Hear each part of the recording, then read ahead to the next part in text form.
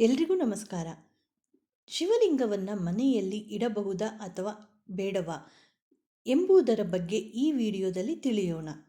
ಶಿವಲಿಂಗವನ್ನು ಮನೆಯಲ್ಲಿ ಇಡಬಹುದಾ ಎಂಬುದರ ಬಗ್ಗೆ ನಿಯಮಗಳು ಏನು ಹೇಳುತ್ತವೆ ಹಾಗೂ ಶಿವನನ್ನು ಯಾವ ಸಮಯದಲ್ಲಿ ಪೂಜಿಸಿದರೆ ಹೆಚ್ಚು ಶುಭ ಫಲಗಳು ಸಿಗುತ್ತವೆ ಹಾಗೂ ಪೂಜಾ ವಿಧಾನ ಹೇಗೆ ಎಂಬುದರ ಬಗ್ಗೆ ಈ ವಿಡಿಯೋ ನೋಡೋಣ.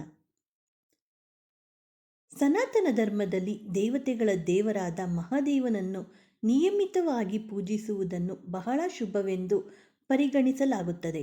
ಮನೆಯಲ್ಲಿ ಶಿವಲಿಂಗ ಸ್ಥಾಪಿಸಬಹುದಾ ಬೇಡವೇ ಎಂಬುದರ ಬಗ್ಗೆ ಈ ವಿಡಿಯೋ ಇದೆ.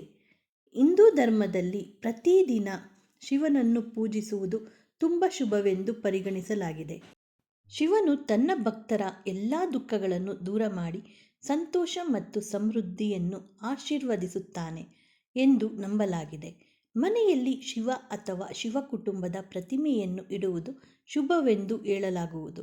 ಆದರೆ ಮನೆಯಲ್ಲಿ ಶಿವಲಿಂಗವನ್ನು ಸ್ಥಾಪಿಸುವಾಗ ಕೆಲವು ವಿಶೇಷ ವಿಷಯಗಳ ಬಗ್ಗೆ ನಾವು ಕಾಳಜಿಯನ್ನು ವಹಿಸುವುದು ಸೂಕ್ತ. ಶಿವಲಿಂಗಕ್ಕೆ ಸಂಬಂಧಿಸಿದ ಕೆಲವು ತಪ್ಪುಗಳಿಂದಾಗಿ ಕುಟುಂಬ ಸದಸ್ಯರು ಜೀವನದಲ್ಲಿ ಅನೇಕ ಕಷ್ಟಗಳನ್ನು ಎದುರಿಸಬೇಕಾಗಬಹುದು. ಆದ್ದರಿಂದ ಮನೆಯಲ್ಲಿ ಶಿವಲಿಂಗವನ್ನು ಸ್ಥಾಪಿಸುವಾಗ ಕೆಲವು ನಿಯಮಗಳನ್ನು ನಾವು ಅನುಸರಿಸಬೇಕಾಗುತ್ತದೆ. ಮನೆಯಲ್ಲಿ ಶಿವಲಿಂಗವನ್ನು ಸ್ಥಾಪಿಸುವ ನಿಯಮಗಳನ್ನು ತಿಳಿದುಕೊಳ್ಳೋಣ. ಜ್ಯೋತಿಷ್ಯದ ಪ್ರಕಾರ ಮನೆಯಲ್ಲಿ ಒಂದು ನಿರ್ದಿಷ್ಟ ಗಾತ್ರದ ಶಿವಲಿಂಗವನ್ನು ಸ್ಥಾಪಿಸಬೇಕು. ಮನೆಯಲ್ಲಿ ಶಿವಲಿಂಗವನ್ನು ಇಡುವಾಗ ಶಿವಲಿಂಗವು ಹೆಬ್ಬೆರಳಿನ ಗಾತ್ರದಲ್ಲಿರಬೇಕು ಎಂಬುದನ್ನು ನೆನಪಿನಲ್ಲಿಟ್ಟುಕೊಳ್ಳಿ. ಮನೆಯಲ್ಲಿ ಸಣ್ಣ ಶಿವಲಿಂಗ ಮತ್ತು ದೇವಾಲಯಗಳಲ್ಲಿ ದೊಡ್ಡ ಶಿವಲಿಂಗವನ್ನು ಸ್ಥಾಪಿಸುವುದು ಮಂಗಳಕರವಾಗಿದೆ. ಮುರಿದ ಶಿವಲಿಂಗವನ್ನು ಎಂದಿಗೂ ಮನೆಯಲ್ಲಿ ಇಡಬಾರದು. ಇದು ಮನೆಯಲ್ಲಿ ನಕಾರಾತ್ಮಕ ಶಕ್ತಿಯನ್ನು ತರುತ್ತದೆ ಎಂದು ನಂಬಲಾಗಿದೆ. ಈ ಕಾರಣದಿಂದಾಗಿ ಕುಟುಂಬದ ಸದಸ್ಯರು ಅನೇಕ ನೋವುಗಳನ್ನು ಸಹಿಸಬೇಕಾಗಬಹುದು. ಆದ್ದರಿಂದ ಮುರಿದ ಮತ್ತು ಹಾನಿಗೊಳಗಾದ ಶಿವಲಿಂಗವನ್ನು ಎಲ್ಲಿಯೂ ಮನೆಯಲ್ಲಿ ಸ್ಥಾಪಿಸಬೇಡಿ. ಮನೆಯಲ್ಲಿ ಪವಿತ್ರ ಸ್ಥಳದಲ್ಲಿ ಶಿವಲಿಂಗವನ್ನು ಸ್ಥಾಪಿಸಬೇಕು. ಶಿವಲಿಂಗದ ಮುಖವು ಈಶಾನ್ಯದ ಕಡೆಗೆ ಇರುವ ರೀತಿಯಲ್ಲಿ ಸ್ಥಾಪಿಸಿ. ಶಿವಲಿಂಗವನ್ನು ಸ್ಥಾಪಿಸಿದ ನಂತರ ಪ್ರತಿದಿನ ಪೂಜಿಸಿ. ಶಿವಲಿಂಗದ ಮೇಲೆ ಹಾಲು, ಮೊಸರು, ಜೇನುತುಪ್ಪ, ಗಂಗಾ ನೀರು, ತುಪ್ಪ ಮತ್ತು ಬಿಲ್ವಪತ್ರೆಯನ್ನು ಅರ್ಪಿಸಿ. ವಾಸ್ತು ಪ್ರಕಾರ ಮನೆಯಲ್ಲಿ ಒಂದಕ್ಕಿಂತ ಹೆಚ್ಚು ಶಿವಲಿಂಗಗಳನ್ನು ಇರಬಾರದು. ಮನೆಯಲ್ಲಿ ಶಿವಲಿಂಗವನ್ನು ಸ್ಥಾಪಿಸಿದ ನಂತರ ಅದರ ಶುಚಿತ್ವದ ಬಗ್ಗೆ ವಿಶೇಷ ಕಾಳಜಿ ವಹಿಸಿ. ನೀವು ಮನೆಯಲ್ಲಿ ಚಿನ್ನ, ಬೆಳ್ಳಿ, ಹಿತ್ತಾಳೆ, ಜೇಡಿಮಣ್ಣು, ಕಲ್ಲು, ಸ್ಫಟಿಕ ಅಥವಾ ಪಾದರಸ ಲೋಹದ ಶಿವಲಿಂಗವನ್ನು ಸ್ಥಾಪಿಸಬಹುದು. ಆದರೆ ಕಬ್ಬಿಣ, ಉಕ್ಕು ಅಥವಾ ಅಲ್ಯೂಮಿನಿಯಂ ಲೋಹದ ಶಿವಲಿಂಗವನ್ನು ಪೂಜಿಸಬಾರದು. ಶಿವಲಿಂಗವನ್ನು ಮರೆಯಬಾರದು. ಮಲಗುವ ಕೋಣೆಯಲ್ಲಿ ಇಡಬಾರದು. ಶಿವಲಿಂಗದ ಜೊತೆಗೆ ಗಣೇಶ, ಪಾರ್ವತಿ, ಕಾರ್ತಿಕೇಯ ಮತ್ತು ನಂದಿಯ ಸಣ್ಣ ವಿಗ್ರಹವನ್ನು ಇರಿಸಿ ಪೂಜಿಸುವುದು ಶುಭಕರ. ಶಿವನನ್ನು ಅನೇಕರು ನಿಯಮಿತವಾಗಿ ಪೂಜಿಸುತ್ತಾರೆ. ಕೆಲವರು ಸಮಯ ಸಿಕ್ಕಾಗ ಪೂಜಿಸುತ್ತಾರೆ. ಆದರೆ ಪುರಾಣಗಳ ಪ್ರಕಾರ ಕೆಲವು ಸಮಯ ಸಂದರ್ಭಗಳಲ್ಲಿ ಪೂಜಿಸುವುದು ಉತ್ತಮ ಎಂದು ಹೇಳಲಾಗುತ್ತದೆ. ಶಿವನನ್ನು ಪೂಜಿಸಲು ಅನೇಕ ಮಾರ್ಗಗಳಿವೆ. ಆದರೆ ಕೆಲವು ವಿಶೇಷ ಸಂದರ್ಭಗಳಲ್ಲಿ ಮತ್ತು ಸಮಯಗಳಲ್ಲಿ ಪೂಜಿಸುವುದರಿಂದ ಪುಣ್ಯದ ಪ್ರಯೋಜನ ಸಿಗುತ್ತದೆ ಎಂದು ಹಿರಿಯರು ಹೇಳುತ್ತಾರೆ. ವಿಶೇಷವಾಗಿ ಪ್ರದೋಷದ ಅವಧಿಯಲ್ಲಿ ಪೂಜಿಸುವುದು ಉತ್ತಮ ಎಂದು ಹೇಳಲಾಗುತ್ತದೆ. ಸಂಜೆ 4:30ರಿಂದ 6 ಒಳಗೆ, ಅಂದರೆ 6 ನಡುವಿನ ಸಮಯದಲ್ಲಿ ಪ್ರದೋಷ ಅವಧಿ ಎಂದು ಕರೆಯುತ್ತಾರೆ. ಈ ಸಮಯದಲ್ಲಿ ಶಿವನನ್ನು ಪೂಜಿಸುವುದು ಅತ್ಯಂತ ಶುಭ ಫಲವನ್ನು ನೀಡುತ್ತದೆ. ಏಕೆಂದರೆ ಇದು ಶಿವನು ನಂದಿಯ ಮೇಲೆ ಕುಳಿತು ಜಗತ್ತಿಗೆ ಅದೃಷ್ಟವನ್ನು ನೀಡುವ ಸಮಯವಾಗಿದೆ. ಈ ದಿನಗಳಲ್ಲಿ ಶಿವನನ್ನು ಪೂಜಿಸಿ. ಮಹಾಶಿವರಾತ್ರಿ ಮಾಘ ಮಾಸದ ಕೃಷ್ಣ ಪಕ್ಷದ ಚತುರ್ದಶಿ ದಿನದಂದು ಬರುತ್ತದೆ. ಈ ದಿನ ಶಿವನನ್ನು ಪೂಜಿಸುವುದರಿಂದ ವಿಶೇಷ ಫಲಿತಾಂಶಗಳು ಸಿಗುತ್ತವೆ. ಈ ದಿನ ಉಪವಾಸ ಜಾಗರಣೆ ಮಾಡುವುದರಿಂದ ಮೋಕ್ಷ ತರುತ್ತದೆ ಎಂಬ ನಂಬಿಕೆ ಇದೆ.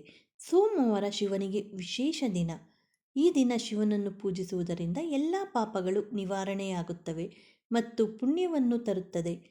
ಶ್ರಾವಣ ಮಾಸವು ಶಿವನಿಗೆ ಅತ್ಯಂತ ಪವಿತ್ರವಾದ ತಿಂಗಳು.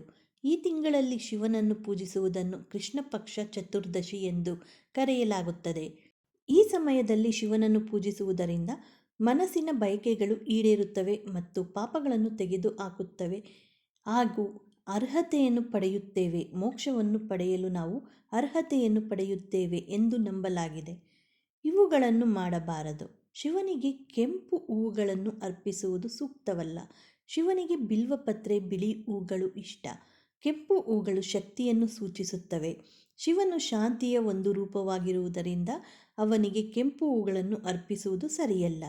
ಶಿವನ ಪೂಜೆಯಲ್ಲಿ ಶಂಖವನ್ನು ಬಳಸುವುದು ಸೂಕ್ತವಲ್ಲ. ಶಿವನಿಗೆ ತೆಂಗಿನಕಾಯಿಯನ್ನು ಸಹ ಅರ್ಪಿಸುವುದು ಸೂಕ್ತವಲ್ಲ. ತೆಂಗಿನಕಾಯಿಯನ್ನು ಶ್ರೀ ಲಕ್ಷ್ಮೀದೇವಿಯ ಸಂಕೇತವೆಂದು ಪರಿಗಣಿಸಲಾಗುತ್ತದೆ. ಶಿವನ ಮಂತ್ರಗಳ ತಪ್ಪಾದ ಉಚ್ಚಾರಣೆ ಅವನಿಗೆ ಕೋಪವನ್ನುಂಟು ಮಾಡುತ್ತದೆ. ದೇಹ ಮತ್ತು ಮನಸ್ಸು ಸ್ವಚ್ಛವಾಗಿಡಬೇಕು. ಅಶುದ್ಧರಾಗಿರುವುದು ಮತ್ತು ಶಿವನನ್ನು ಪೂಜಿಸುವುದು ಅವನಿಗೆ ಕೋಪವನ್ನುಂಟು ಮಾಡುತ್ತದೆ. ಶಿವಪೂಜೆ ಮಾಡುವುದು ಹೇಗೆ? ಶಿವನನ್ನು ಪೂಜಿಸುವ ಮೊದಲು ಸ್ನಾನ ಮಾಡಬೇಕು ಮತ್ತು ಸ್ವಚ್ಛವಾದ ಬಟ್ಟೆಗಳನ್ನು ಧರಿಸಬೇಕು. ನಂತರ ಶಿವನನ್ನು ನೀರು, ಹಾಲು, ಮೊಸರು, ಜೇನುತುಪ್ಪ ಇತ್ಯಾದಿಗಳಿಂದ ಅಭಿಷೇಕ ಮಾಡಬೇಕು. ಶಿವ ಅಭಿಷೇಕ ಪ್ರಿಯ. ಬಿಲ್ವಪತ್ರೆಯನ್ನು ಶಿವನಿಗೆ ಅರ್ಪಿಸಬೇಕು. ಬಿಲ್ವಪತ್ರೆ ಶಿವನಿಗೆ ತುಂಬ ಪ್ರಿಯವಾದವು.